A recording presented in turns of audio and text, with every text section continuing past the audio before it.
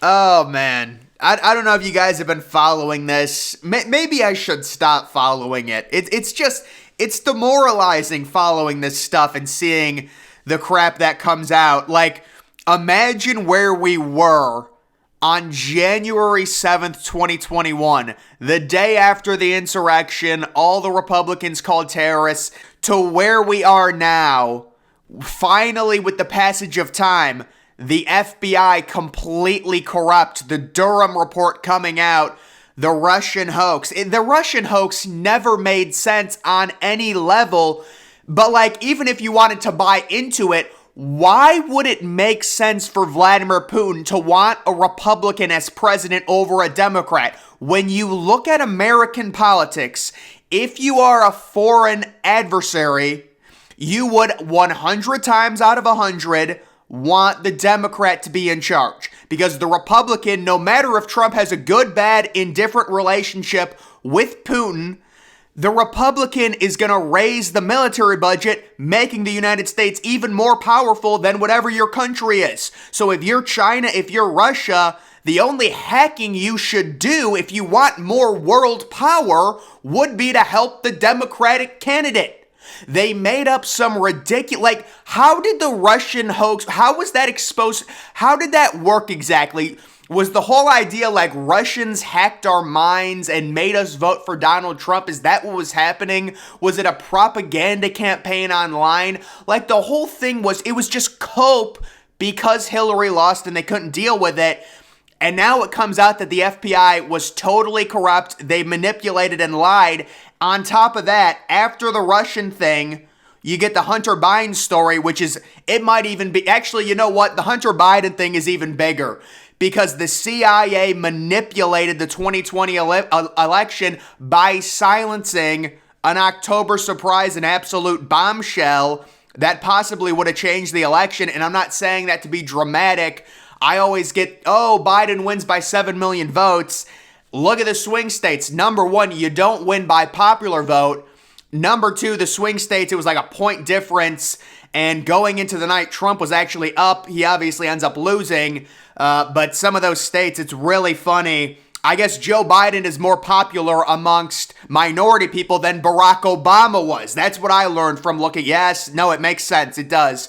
And it says here the CIA conspired with the former acting director to produce a letter falsely claiming that emails from Hunter Biden's laptop were Russian disinformation. No, they wouldn't. Guys, what? No. This cannot be true. My professor told me the Democrats are the good people. This is not, no. Guys, my professor said, Joe Biden's a good man. He's an honorable man. Trump is worse than Hitler. He's terrible. I believe that. This is false. This is completely false. Joe Biden is a role model. And anything like this, the Democrats don't do this. January 6th, it's a terrorist event. It's worse than 9/11. I'm sick of it. I am going to choose to listen to my professor who teaches me correctly. And this is just all crap. So guys, you've got the CIA, you've got the FBI, both in bed with Hillary Clinton and the Clinton campaign to drum up the whole Russian hoax, and then you've got this with the CIA. This only proves Vivek Ramaswamy right when he says all these things have to go, the FBI's got to go. He is 1,000% right, and we do see, this is the exact type of leader we need. That's a sexy looking dude right there. That you get someone, we need someone young, fit, and let me just tell you this, I guarantee you, Vivek Ramaswamy versus Joe Biden on the debate stage, Vivek would be taken away in handcuffs because I think he would cause Biden to have some type of maybe he would give Biden dementia. Maybe he'd be the one to do it because he would annihilate Biden on the debate stage. And I don't have anything against Trump, but I do want DeSantis or Ramaswamy. If we get another Trump-Biden rematch, to me, that's the equivalent of two, it's like they're throwing feces back and forth at each other. It's just a cluster. We don't need that. If you get someone like Ramaswamy who's younger, who's really sexy, he's in good shape, if you get him against Biden, it would be an annihilation. It'd be the most funny thing ever. Biden can't even talk at this point, and they're still trying to elect him. But I did see an article from, at least they're sort of getting it. Saw an article a few days ago saying, oh, they should go with Michelle Obama. Yeah, you're right, they should go with her. I would think they would ask her, but apparently she said no. And then this weird thing with Obama did an interview. He normally, I haven't heard Obama talk in months. He comes out, does an interview on CBS.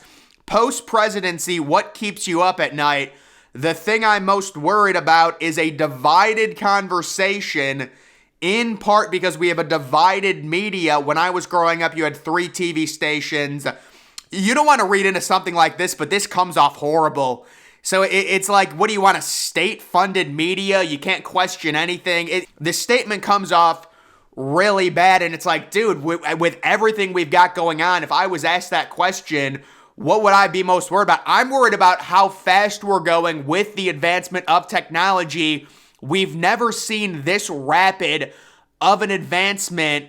You look at where we are now compared to where we were 10 years ago, 20 years ago. It's crazy. We don't know the effect that's going to have on children. The number one worry by default, based on how quickly we're advancing, has to be technology. But Obama comes out and says, no, the number one worry is that we have people that are saying things that aren't aligned with the narrative. And that's a really bad quote by Obama. I don't know the context, the exact context. Maybe he was meaning something else because he normally is a good speaker. But that is a pretty bad one right there. And then just some stuff on the self-driving cars. Guys, it is crazy. The future debate, the number one thing, safety versus freedom. Which do you value? It's so important. It is if you were to ask me right now, what is the number one hot debate, because how good technology is going to be, it is safety versus freedom. And it's interesting. Right now, you're seeing people a little bit scared of the whole self-driving car. They don't like it. It's totally normal. When we see new technology, we immediately reject it because we don't like change. We're human beings. That's a normal behavior. The problem is, once the self-driving cars get good enough to where they're all on a network and they're all communicating with each other, which probably should be done by 2040 or 2050, it's going to be so much safer. And this is the argument. It's safety versus freedom. You get these self-driving, fully automated cars, they're not going to have steering wheels. You will not be able to operate them. I'm not talking about us. I'm talking about, the kids after us, but it's probably going to be the next generation. These kids are going to have no freedom. They're going to be totally controlled. It is so sad, but it is the evolution of technology, and it's quote-unquote progress. Is this really progress? Well, I guess you're taking away all accidents. You're taking away all needless death with road rage and things like that, but you're also taking away the overall freedom of the person, and you're giving more power to the government, because of course these cars will also be equipped with an override, and that I'm sure it's going to be presented like, well, what if someone steals your car? We can just override it. That'll be how it gets presented, and then you can kind of do whatever you want. If you're the government with it, you can, force the car to shut down if someone says something you don't agree with. It becomes a really slippery slope. The more involved we get with technology, the more our freedom erodes, right? It's inevitable. It's going to happen whether we like it or not. It's not even a debate. There's no debate. This is just coming. It's like the whole idea with the guns. Why do you think they always use, or they've been using kids that were involved in school shootings to argue about guns? Because it's a lose-lose situation. If I'm arguing with a kid that's been involved in a school shooting, it doesn't matter if I get him or I have a good point. The kid was involved in a school shooting, and I'm saying that we still need guns, really. The key for getting people to give up their rights, it's not about the individual. You don't hit them on your freedom, your safety, whatever. It's about other people. It's just like getting the shot during the pandemic. It was never about, if you're 25 years old, if you're 30 years old, you need to get the shot to protect yourself from the virus. That was never the argument. The argument always was, you need to get this for others. And that's exactly how they play to human emotion, because they know most people overall are good people. And it really gets it when it's like, oh, if you're not going to get this, someone else is going to die, right? So that's exactly the idea. And it's the same thing with the self-driving cars. Are you really going to not use an automated car and risk other people's lives, but with human negligence? What if you veer off the road? If all these cars are connected to each other, there's a 0% chance any of them will get into an accident. It's been tested, because I'm sure it will be tested. It'll all be great. It's perfect technology. Are you really going to, drive yourself, really, and risk other people's lives? Really? That's the idea of giving up your freedom. It's the same thing with guns.